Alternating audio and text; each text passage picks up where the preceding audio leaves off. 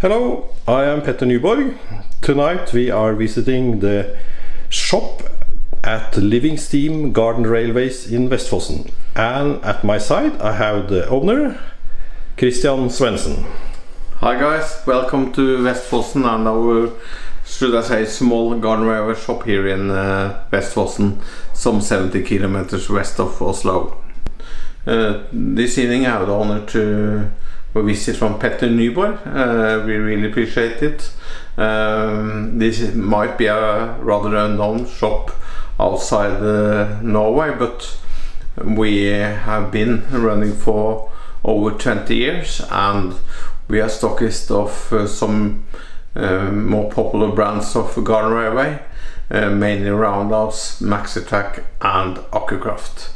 Besides that, we have a large second-hand shop for all scales, and that attracts many visitors.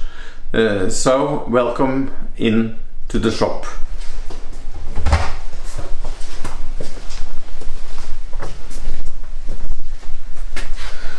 As you might see, we are preparing for our show next weekend, and so there's a little bit chaotic, but we try to bring the most popular things to the shows, and that means that we have to alternate things a little bit around in the shop. We can have a walk first, Petter, into the garden railway shop with our most popular brands, and that is for sure Roundhouse,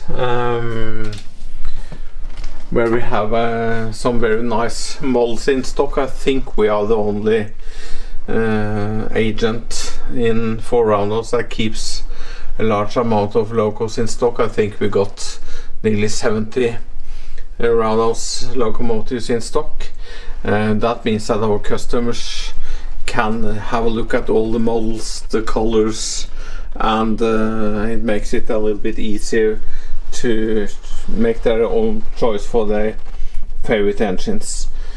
As you see, we also have many molds from Akkukraft. That's a new brand for us, but we really appreciate this nice scale molds, and more and more customers appreciate that we also keep those molds in stock. There's a large choice of molds from Roundhouse. We used to say that you should wait and buy the engine you really want, instead of just go for the first and the best and maybe a little bit cheaper model. This is a investment for maybe the rest of your life, so we recommend to really make a thought about which engines is your favorite. So here we have a few molds that we have sold for many years. The Silver Lady here in a beautiful lining. The number is fictitious, but the rest of the logo is British Railways mixed traffic lining, so we think it stands out to the rest of the engines. So this is Silver Lady, a Jubilee model for Roundhouse when they celebrated their 25-year Jubilee. In Norway, dealers usually sell Norwegian molds, or maybe German or molds from Switzerland. We have our own favorites. Here is a Darjeeling B-class, a very nice detailed engine from Roundhouse. They have a lot of followers here, and we really appreciate to manage to keep a few of them in stock, because this is always a favorite for our customers. Besides that, you can have a look at even larger engines like this Darjeeling Garratt in fictitious National Coalboard livery. National Coalboard had one Garratt, and well, it's not an accurate model, but as we say here, you can make your own railway, and there's no rules which rolling stock you have on your own railway. We also have a few discontinued engines in stock. That's always popular when you are a little bit late in ordering your engine. So we have a beautiful lined bed Gellert, and this lining certainly brings the engines to life. If you have a look to the left, we can see a more standard bed Gellert, also a engine that stands out, but well, the lining is makes the engine a little bit more alive and different, and in the dark, of course, it's nice with some light lining on them. Bed Gellert, that reminds me about Welsh Highland, doesn't Yes, it? it's a station over in Welsh Highland, and there's a hotel there where many of my customers have also a hotel there where my customers have stayed for 1 or 2 or 3 or 4 nights just to, well, enjoy the railway and the atmosphere along a narrow gauge railway. That said, this is engines that cost a little bit, but we have also had 2 engines lined from the Roundhouse Jenny. That's not that common, but as you can see, they really stand out from the masses, and my favorite is maybe that the blue one there, Petter, with a dark blue with white lining. And of course here you can put on all the details you really want in a radio control. Popular engines, and with the additional tender on a Roundhouse basic engine, it makes it even more attractive. So we have a few customers that really make a lot out of them, and with very much nice handmade details. So popular engines, and it doesn't cost a fortune, but the quality is the same of the rest of the Roundhouse engines. It really depends on what you really want. Many have their favorite, what should I say, relaxing when driving a manual engine beside a cup of tea or a beer in the garden, and you don't need to bring a radio control. They're just manually operated. We have a large choice of models, and even some of those older engines from Roundhouse. Here we have a Fowler from this is a new one, but the model is actually from 1988. So this engine has been run for nearly 35 years, and we are maybe not selling that many ready-to-run engine, but it's a very popular kit. So what attracts an engine from people to have a look at engines from Australia here in Norway, we don't know, and we don't ask, but as a kit it's very popular. So people are also making, you get the parts and you can put them together yourself, huh? Yes, this engine is split up into 4 or even 5 kits. 5 if you have the radio control kit as well, so that you can just build the engine with the same parts as Roundhouse really use on their models.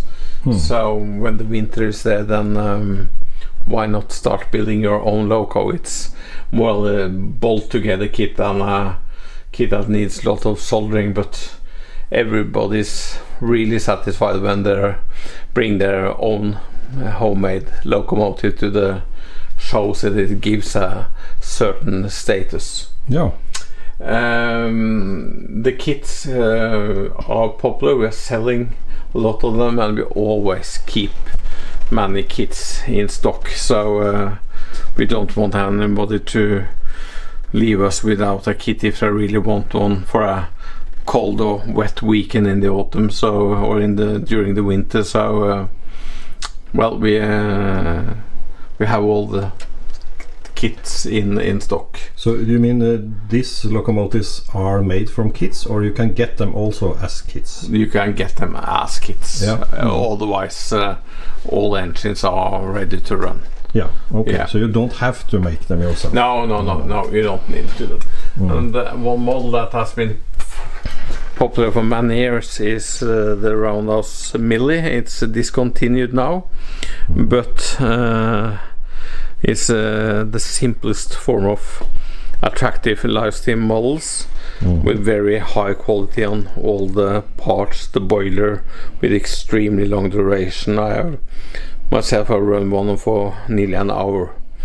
So practical engines. We just have a few left in stock. So yes, the models comes and goes, but Roundhouse can't just keep producing all their models. They have to change a little bit when a new engine is launched. So well, yeah, I think we're gonna miss this one, but those who are coming here the next few days might even find one in stock. Do you have any idea how many models they have made altogether? Oh, that's difficult to say, but I think they have made approximately 14,000 radio controlled engines in their or in the 14,000 engines in their classic series. Yeah. But they even have the diesel series, and we can have a look at them, and they are not counted the same way, so I'm not sure, but I would believe about maybe 20,000 locomotives. Yeah. So these are battery driven, or? This is battery, powered by 12 volt. The steam locos is powered by fired by butane gas, and then this just works as a real steam engine.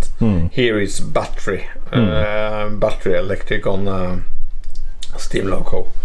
The build quality is extremely high, and it can haul long trains, and this is also an entry to a very relaxed way of model railways. I suppose you also can get some sound decoders and everything in. Yes, in some models you can. So, but very many customers just prefer it to be a little bit quiet. Diesel locos can be a little bit noisy, but yes, we can offer sound in some of the diesel locomotives.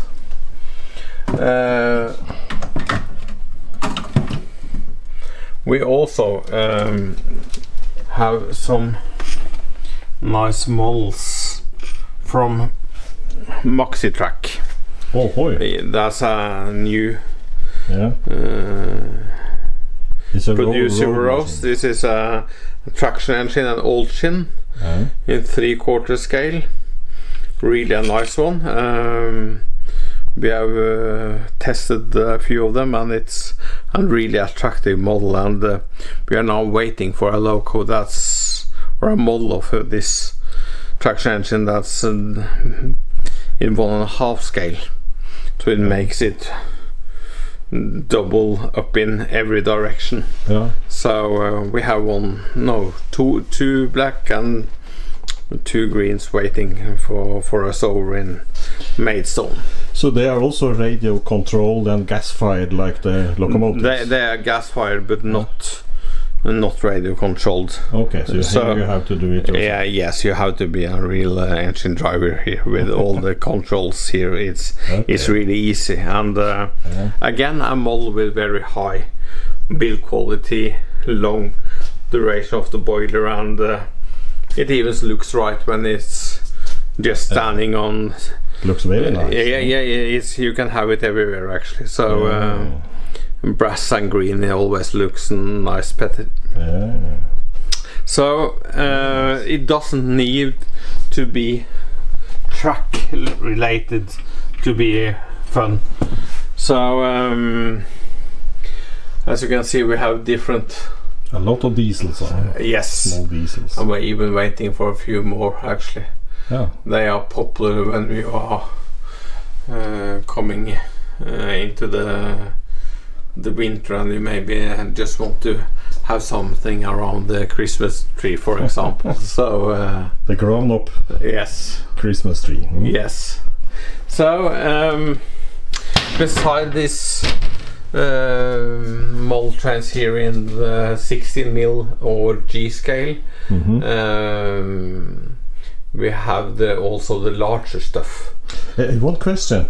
I heard somewhere that you can have two different gauges on these locomotives. Yes, that's correct. Change it. Yes, that you can relatively easy change between 32 and 45 millimeter gauge, just by adjusting some the wheels, the gauge of the wheels. So not an everyday operation, but it's very practical to have the possibility if you're visiting another garden railway, or bring your engine to a show where we have usually 32 millimeter track, then even the 45 millimeter enthusiasts can bring their own engine to us. Yeah, but because that is, I see it's a part of the game that you visit other people's railways, and it comes maybe 20, 30 people with the locomotives, and really have a big driving season.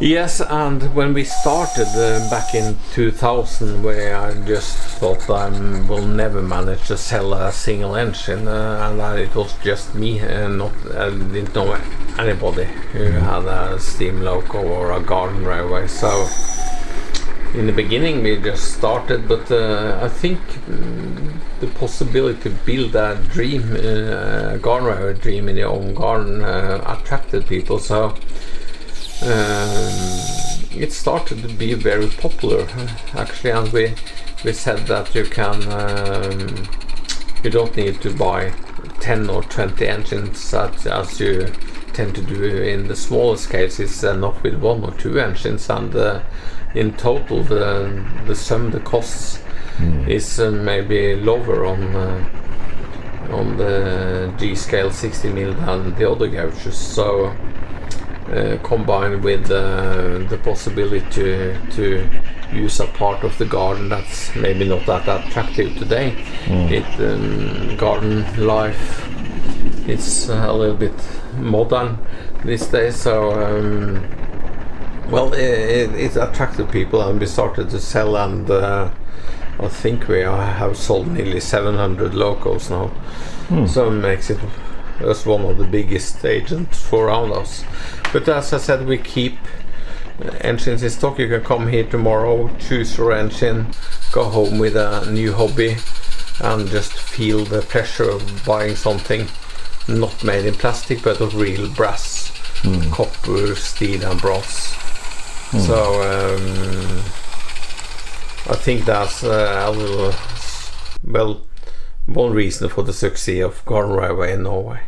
And I see, as you will see also in this movie, I have visited a couple of garden railways, and there are some really nice railways around in Norway.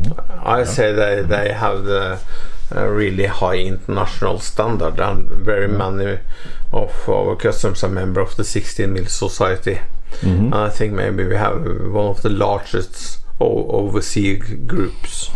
So yes, it's high international standard on the railways in Norway, with beautiful laid track, handmade buildings, and the track plan and how they're built up. It makes it's really attractive to drive on them. But all of them is made with a certain standard, with not that steep gradients. We have the larger curves and the possibility to use the stations as real stations with the passing loops, and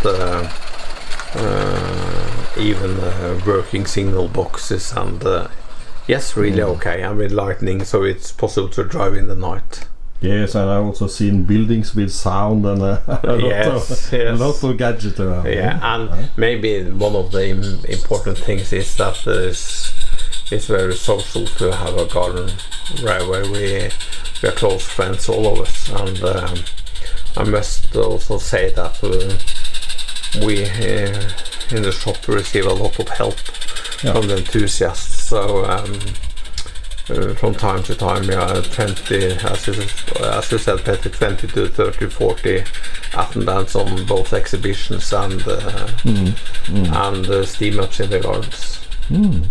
So that's a little bit about 16 Mil Garden Railways, the history behind Livingsteam Garden Railways. Okay, Kristian, then I thank you very much for the visit, and I think that should be of interest for a lot of people around. Yes, and welcome back, Peter, and welcome to all the guys. Thank you.